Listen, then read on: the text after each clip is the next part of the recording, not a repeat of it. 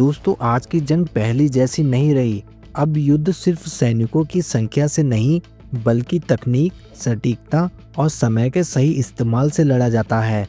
और इसी बदलती जंग की तस्वीर भारत ने एक बार फिर दुनिया के सामने रखी है। 11 जनवरी 2026 को डीआरडीओ ने एक ऐसा परीक्षण किया जो भारतीय सेना की एंटी टैंक क्षमता को पूरी तरह से बदल सकता है। यह परीक्षण हुआ है महाराष्ट्र के केके रेंज अहिल्या नगर में। यहाँ डीआरडीओ ने man portable anti tank guided missile यानी MPATGM का सफल फ्लाइट टेस्ट किया। यह सिर्फ एक लॉन्च टेस्ट नहीं था, इस बार मिसाइल ने एक चलते हुए टैंक को टॉप अटैक मोड में सफलतापूर्वक नष्ट किया। यानी टारगेट स्थिर नहीं था, वह मूव कर रहा था, फिर भी मिसाइल ने पूरी सटीकता से हमला किया। अब इसे बहुत आसान भाषा में समझते हैं। MPATGM एक एंटी टैंक मिसाइल है जिसे एक पैदल सैनिक अपने कंधे पर उठाकर इस्तेमाल कर सकता है।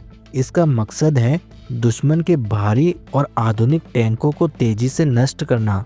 इसकी सबसे बड़ी खासियत है फायर एंड फॉरगेट टेक्नोलॉजी। इसका मतलब यह है कि एक बार टारगेट लॉक किया, मिसाइल दागी और उसके बाद सैनिक को कुछ भी कंट्रोल नहीं करना पड़ता। मिसाइल खुद टारगेट को पहचानती है और खुद उसका पीछा करती है और उसके बाद उसे नष्ट कर देती है। इससे सैनिक की सुरक्षा भी बढ़ती है और रिस्पॉन्स टाइम भी कम हो जाता है। MPATGM तीसरी पीढ़ी की एंटी टैंक मिसाइल है। पहली और दूसरी पीढ़ी की मिसाइलों में लॉन्च के बाद लगातार गाइडेंस देना पड़ता था, लेकिन तीसरी पीढ़ी की मिसाइल में गाइडेंस नहीं देना पड़ता। यही कारण है कि इसे आधुनिक युद्ध के लिए बेहद महत्वपूर्ण माना जाता है। टैंक का सबसे मजबूत हिस्सा होता है सामने का और साइड का, लेकिन टैंक की छत सबसे कमजोर होती है। MPATGM मिसाइल सबसे पहले ऊपर जाती है और फिर सीधे ऊपर से टैंक पर सटीक हमला करती है। इसी को टॉप अटैक कैपेबिलिटी कहा जाता है। इस मिसाइल में लगा है इमेजिंग इंफ्रारेड यानी IIR सीकर। इसका मतलब यह है कि यह मिसाइल दिन हो या रात हो, धूप हो या कोहरा हो, बारिश हो या धूल हो, यह हर हालात में टारगेट को पहचान सकती है और उस पर सटीक हमला कर सकती है। MPATGM में टैंडेम वॉरहेड लगा होता है। आधुनिक टैंकों में कई परतों की सुरक्षा होती है। टैंडेम वॉरहेड इन परतों को एक के बाद एक भेज सकता है। यह मिसाइल पूरी तरह से भारत में विकसित की गई है। डीआरडीओ की कई प्रयोगशालाएं इस प्रोजेक्ट में शामिल हैं और इसके उत्पादन में BDL और BEL जैसी सरकारी कंपनियां जुड़ी हैं। यह दिखाता है कि भारत अब डिफेंस टेक्नोलॉजी में आत्मनिर्भर होता जा रहा है।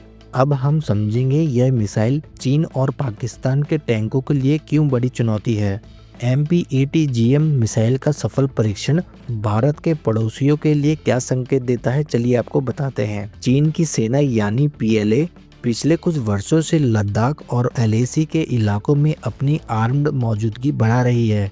चीन के पास टाइप 96 और टाइप 99 जैसे आधुनिक टैंक हैं, लेकिन ध्यान देने वाली बात यह है कि ऊंचाई वाले इलाकों में टैंकों की मूवमेंट सीमित होती है, सपोर्ट सिस्टम कमजोर पड़ता है। ऐसे माहौल में man portable anti tank missile बहुत प्रभावी साबित होती है। MPATGM जैसी मिसाइल चीन के टैंकों के लिए एक गंभीर चुनौती बन सकती है, क्योंकि इसे पैदल सैनिक भी चला सकता है। यह ऊपर से हमला करती है और फायर करने के बाद सैनिक को तुरंत पोजीशन बदलने की आज़ादी देती है। अब अगर पाकिस्तान की बात करें तो उसकी सेना काफ़ी हद तक टैंकों पर निर्भर है। पाकिस्तान के पास अल खालिद T-80UD जैसे टैंक हैं, लेकिन पाकिस्तान की सबसे बड़ी समस्या यह है कि उसकी टेक्नोलॉजी ज़्यादातर आयात पर निर्भर है और उसकी एंटी टैंक डिफेंस भारत के मुकाबले सीमित है। MPATGM मिसाइल के आने के बाद भारतीय पैदल सेना को पाकिस्तानी टैंकों के खिलाफ सीधा और तेज जवाब देने की क्षमता हासिल हुई है। इसका मतलब यह है कि कम लागत में भारत पाकिस्तान की महंगी आर्म्ड यूनिट को निष्क्रिय कर सकता है। MPATGM का सफल परीक्षण सिर्फ एक तकनीक उपलब्धि नहीं है, यह एक रणनीतिक संदेश भी है। भारत अब रक्षात्मक ही नहीं बल्कि प्रोएक्टिव तैयारी कर रहा है।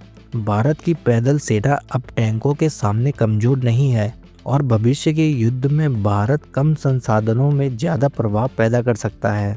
MPATGM यह दिखाती है कि भारत अब सिर्फ खतरे का जवाब ही नहीं देता बल्कि संभावित खतरे से पहले ही अपनी तैयारी पूरी कर लेता है।